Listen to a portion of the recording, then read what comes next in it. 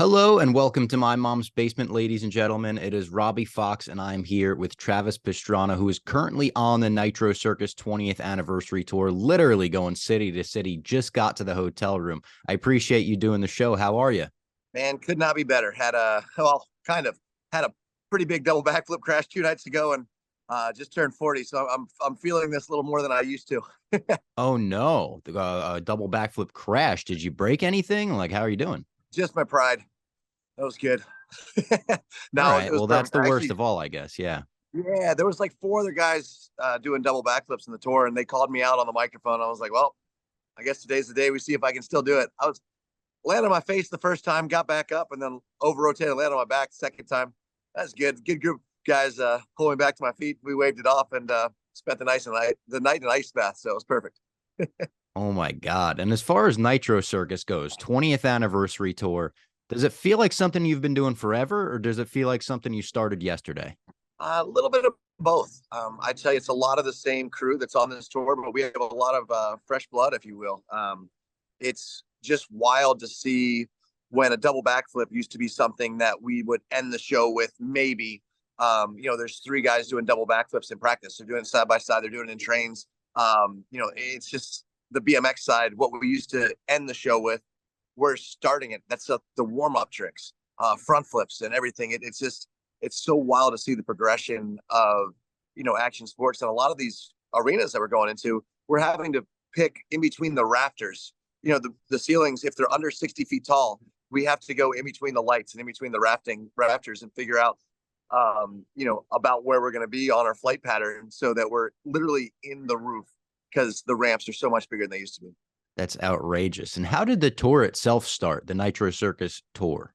So Nitro Circus tour started basically, well, pretty organically. We started doing tricks in the backyard and freestyle, and we had foam pits in Maryland, and all the best riders in the world would come to my house.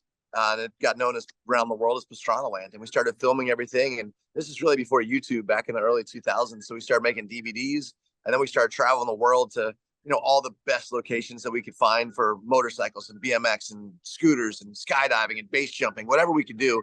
And we had a promoter in Australia said, look, I think we could build this indoors. We could have huge ramps. We could do all the silly shenanigans with the big wheels and contraptions. And, we could still do the best in the world with motocross. And we could just make it fun. Heck, first tour, we had Pogo Fred, a guy on a pogo stick doing triple backflips and stuff. So, nothing's too outrageous. Nothing's too outside the box. And it's kind of like a Barnum and Bailey meets the modern day of action sports. And we just have a lot of fun with it. It's so awesome, and it really like opened me up to action sports growing up, Nitro Circus in general. Did you get any blowback from the action sports world when you started implementing more like circus like elements, or did they love it as well? Um, it was tough. Like the skating industry, I actually married a skater, Lindsay Adams Hawkins, now Pastrana. She was on the first tour, because a lot of the skaters were like, "Oh, it's not cool. You guys have scooters, or it's not a core action sport. So this is, some of the stuff is goofy. We got a guy going down on a land boogie board, literally a boogie board. He's got flippers on. We put wheels on the bottom of it. It's one of the sketchiest things out there. It gets the crowd on their feet when he lands and rides out of that thing, whether he's on his stomach or his back or his butt. If he's riding that boogie board down the landing, crowd's going nuts. So for me, it's about having fun. And I think, we're doing, one time we were doing 70 shows a year. And that's an opportunity for people, whether they're on land boogie boards or dirt bikes or skateboards or BMX, to make a living traveling around the world with their best friends. And at the end of the day, that's always been my goal. So I think, from a little bit of the core standpoint, they're like, oh, well, you guys have airbag landings. It still hurts a lot. I can attest to that from 2 nights ago, but it allows the riders to do stuff that's never been done, to try the biggest and the craziest tricks, and hopefully be able to get back up. I mean, we've had some injuries already on this tour, just 4 stops in.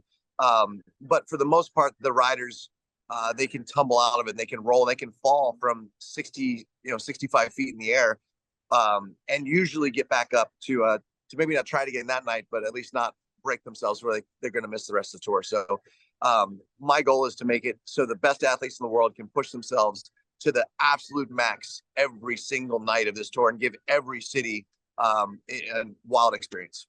Seems like your mantra, like across the board, even with the cross, the motocross and stuff, everything is just you want to build these cars so the best drivers can do the best they can, right? It's how can we go the fastest, go the biggest, have the most fun, push ourselves the furthest, and ideally live to tell about it. Yeah. So it's that fine line of danger and safety. It's the fine line of how far can we go, how fast can we go, and how can we put you know growing up in motocross, motorcycles, it was up to the rider. There was bikes that were better than other bikes, but generally the best rider is going to work his way to the top. But with cars, that's not really how it works. It's the driver with the most amount of seat time. It's the driver with the most amount of funding and the fastest car. Well, we kind of took that out of it with Nitro Cross because we just added more power than anybody can put to the ground on their Yokohamas. And we're like, okay, so everyone has more power than they can deal with. It's up to the driver again on how they put that power to the ground and how far they're willing to push it. Do you have a favorite Nitro Circus collab that you've done over the years with, you've done plenty of pop culture collabs from Impractical Jokers to, hey, even a little Barstool Pastrana 500 back in the day. That was awesome. Barstool and the Daytona 500 was pretty cool. I'm not going to lie. You guys are pretty high up there on that list. No, but it's really interesting because, we have so many kind of celebrities, if you will, that come to, when we go to Nashville, the guys from, everyone from Kid Rock and Tim Montana to Florida to Georgia Line are like asking for tickets. And then, we got Green Day. Actually, I just got a call from their management. They're like, hey, we want to come out to the Anaheim show. But my favorite all time, probably Alan Covert, Grandma's Boy showed up and I lost it. I just saw him in the back. I didn't even know he was going to be there. And I've never like fangirled out on someone so much in my life. He was the caddy from Happy Gilmore. He's been in all the Adam Sandler movies. And but yeah, I just finished watching Grandma's Boy like the night before, and there stands Alan Covert. I was like, this is pretty cool. Maybe not the person you're thinking of for me, but that was pretty cool. No, those are the best ones that are just like specific and you don't expect to see him there. And it's like, oh my God, I can't believe this is happening right now. You almost feel like you're in the movie. Yeah, no, 100%. So, no, it's been a fun ride. And, a lot of things have opened up. I got a text from Vanilla Ice the other day. If you had told my 12-year-old self that Rob Van Winkle was going to be in a Walmart buying a Pastrana toy for his little kid, I would have never a million years believed that. So it's been a fun ride for sure. Of course. And as far as just action sports in general, how different is it 20 years ago to now in terms of even just public reception and everyone knowing about it? You guys have done a big job in letting the world know about action sports and your TV shows and X Games and everything. But how different is it than it was 20 years ago? It's a tough question because, one of our good friends on Nitro Circus, he won the world championship in Monster Jam in the Northern Nightmare truck. We got him started in monster trucks with the Nitro Circus monster truck, Cam McQueen. And it was funny because he actually sent a picture of him with the world championship standing on top of the podium in Vegas back to his sixth grade teacher. And they said, what do you want to do for a living? And he said, I want to be a monster truck driver. And his sixth grade teacher said, oh, you mean you want to be a bus driver? Yeah, you'll never be a monster truck driver. That's not a real sport. And you even think about legends like Dave Mira, the teachers kind of pull them aside. They're like, look, you're a smart kid, but you spend so much time on these bicycles. Like Dave, you could really make something of yourself if you just put the bicycle down and focused on X, Y, and Z. And then he goes out and becomes the Miracle Boy and X Games legend, inspires so many millions of kids probably to pick up a BMX bike and gets these sports, and it's so much more impactful than he could have probably ever been doing anything else or in his life, or maybe more impactful than almost anyone has ever been on the face of the earth. And it's about those people that follow their dreams. And now it's a lot easier for a kid that likes skateboarding to say, hey mom, I want to go skateboard. I love it. I'm passionate about it. They're like, oh, well, we're going to support you because you could be an Olympian. You could represent your country at the Olympics in skateboarding or snowboarding or BMX. And for me, this kind of, we're a little different with Nitro Circus than say the Olympic brand. Like the Olympics are about, perfection and doing everything just right. But, and Nitro is about pushing the limits and trying stuff that's never been done. We don't really care about style or form. It's just about, kind of pushing yourself. So it's cool now that because of the Olympics and because of the X Games and because of all these events, that parents now look at their kids not as hoodlums doing something that doesn't have a future, but when they're talented, they say, hey, we're going to help you explore that a little bit. And maybe you could go on to Nitro Circus, or maybe you could go on to be an Olympian. And that has opened up a lot of doors for a lot of great talent, especially if you look at all the females coming up through it now, because there just weren't a lot of female skaters and female motocrossers and BMXers. And now, I have two girls, and heck, I think probably a third at least, maybe even half of the field is females in all of these action sports, which is really cool to see. Yeah, no, absolutely. And I know Sorry you said for the long-winded answer on that. No, hey, that's what this is for. I like the long-winded answers. And I know you've said you don't really get scared before jumps, and considering everything you've done, I believe that. But is there a level of nervousness that goes along with jumps that are harder than others or harder to land than others? Like, do you feel that right beforehand? Do you feel more jitters or not at all? It's pretty interesting. A lot of times, or for a lot of people, fear will cripple your ability to do it. I think for most people in action sports, or most people in any contact sport for that matter, boxers, football players, you get in there and that fear, it motivates you. It makes you faster. It makes you respond better. It's kind of, people call it adrenaline junkies, but for me, when I'm challenged to the maximum where your life is on the line, that's when life is the clearest. All the distractions are blocked out. And yeah, that moment that you don't have fear is the moment you should stop doing it, because it is dangerous and you could hurt yourself. And if you don't love what you do, action sports it's not your sport. I mean, at any time things can go wrong. But for those of us that live for those moments, to challenge ourselves to see if we can do something that we've never accomplished. Maybe somebody else has done it. Maybe 10 million other people have done this. But if it's something that I want to learn and I want to try, it's worth it for me to, I shouldn't say to put life and limb on the line, because it changes depending on where you are in your life. If you're 15 years old and you're going for an X Games gold medal, everything's on the line, and yeah, it's worth it. But if maybe for me now, I have two little girls and a wife, and we have a lot of stuff that, okay, is it that important that I land this double backflip? And 2 nights ago, yeah, it was, because one of my buddies called me out for $1. So, hey, let's send it and see what happens. For $1, unreal. Is there a stunt that you're actually proudest of looking back? Is it like the double backflip still, that one was the groundbreaking, obviously, like a lot of people were like, oh my God, this can never happen. And now, like you said, 3 people are doing it a night on tour. It's crazy.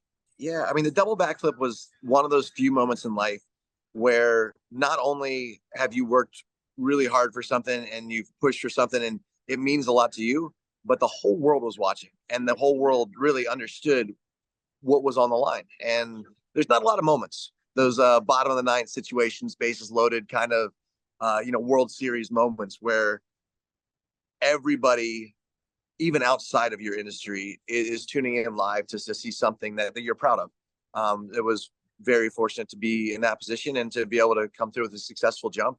But at the end of the day, I think my most proud accomplishment might be starting the Nitro Circus and traveling the world with my wife, my 2 kids, and pretty much all of my best friends, to be able to make a living doing what we love to do, hopefully motivating, others to get off the couch and go live their dreams. Absolutely. I think you've definitely done that over the years.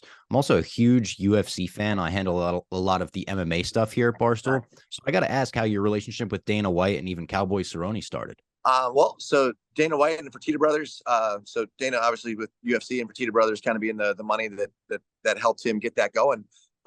They looked over at Nitro Cross and Nitro Circus and all of that, and even all the Rob Dyrdek stuff, and they said, we want to be in the space. And Dana's been absolutely amazing. He's so like him, if he says he's going to do something or he's going to help with something, he does it. And that's really a cool position for me to be in, for all the Nitro Circus and Nitro Cross, say, okay, we want to have the fastest cars. We want to have the biggest jumps. So when everybody is in the racing industry, oh, you can't have gap jumps. Nope, that'll shut it down. You won't be able to. He's like, why? If we take out gap jumps, then why am I investing? I want bigger gap jumps. I want faster cars. And it's cool to work with someone that is willing to, to go to bat for the athletes, to go to bat for the drivers and the riders. When we're like, hey, we want to do something bigger that's never been done, but we're going to need X, Y, and Z to get it done. He spares no expense to make sure that everyone is as safe as possible to do the craziest things imaginable. And then, you know, Cowboy Cerrone, he's like, man, I don't really want to get in the ring anymore, but I want this adrenaline. I want this excitement. He came out to my house and he was awesome. I mean, we were building different stuff, and he was the first one to pick up a shovel. He picked up a hammer. He's moving, you know, our airbags from one spot to the next, jumping in equipment. And it was cool. He was like one of the boys, you know, and that was, you would kind of expect that from a lot of the UFC guys, but you know, you never know what you're going to get. And that was just really awesome to see how much work he's putting into being the best driver. And he's going all in to be a driver. And he's not just like, oh, you know, you do this as a PR stunt or whatever. He's putting his own money and his own time in. He's taking, you know, time away from everything to go and be with the best drivers and to learn whatever he can. And he listens really well. So I think, you know, he's got a long way to go. He's good. He's like, as far as your like local town redneck hero. So he's not a redneck, but you know, I'm just like that yeah, guy I know that's what like you're better saying. than everyone in your local area. He's already there. But there's a difference between being the best in your area and being a world champion. So he's on his way there though. And I'd like to see how far he goes. I think, you know, with his motivation and his mindset of not accepting failure, I wouldn't be surprised if he goes all the way up to, you know, to battling for a Nitro Cross championship, you know, sometime in the next 5 years. That's awesome. I love to hear it. With Pastrana in your corner, with those words of wisdom, motivation, how could you not? Now, finally, are there still things, stunts specifically, left on your, like, say, stunt bucket list that have been there for years? Or is it you've pretty much tried everything you want to try at this point, and every now and then you'll get a new idea and you're like, oh, now I got to do that? You know, for me, I just turned 40. You know, if you'd have asked 10 what I was going to be doing at 40, I probably would have said this, but I'd be like, I won't make it that long anyway.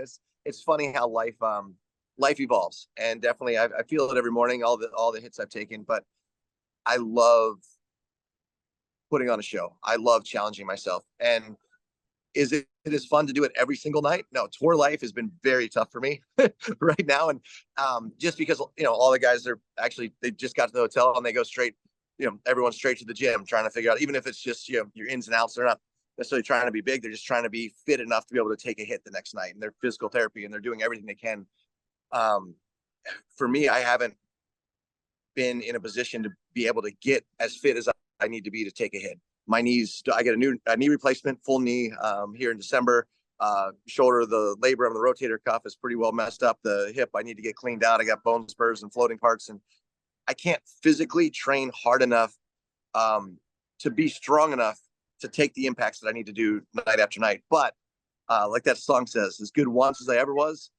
There's a couple things that some of the new wave guys, if you will, that are coming on tour, and there's still a couple of things that they haven't done that I believe that I can do. And selfishly, I still want to be the first one to do these things. And if I can't be, I want to be that guy that helps them make it safer. So we still go out and we test ramps. Yesterday, we were actually out testing a 27-foot tall takeoff going 100 feet in the air onto the biggest bag jump airbag that they've ever built in Oklahoma.